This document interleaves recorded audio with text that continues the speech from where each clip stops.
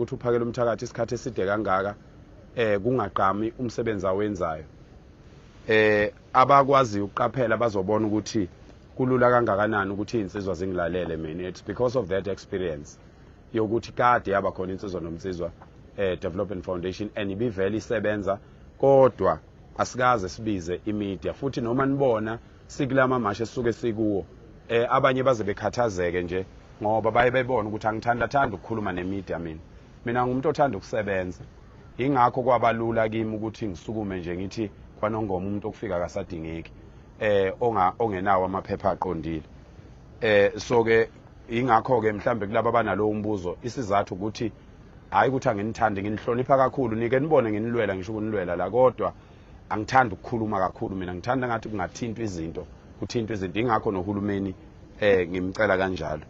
So the core function of Insizwa Nomnsizwa Development Foundation, we as Insizwa Nomnsizwa Development Foundations exist to restore moral fabric in South Africa. For far too long, our nation has suffered moral degeneration marked by the systematic emasculation of men. We are committed to bringing back the dignity, responsibility, and strength of South African men. Because a nation cannot rise when its fathers are brought to the law. It is a myth that emasculation of black men, it is no myth that emasculation of men in South Africa is deeply rooted in the historical and economic legacies of colonial and apartheid.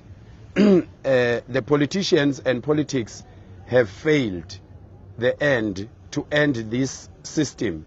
Systematic oppression, the migrant labor system, and modern economic marginalization stripped black men of the traditional roles and providers of families' heads, and it's continued to happen to this day.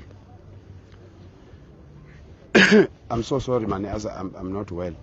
The consistent economic inequality and high unemployment rates prevent many black men from achieving financial independence, and once that happens, a man cannot fulfill their role as providers.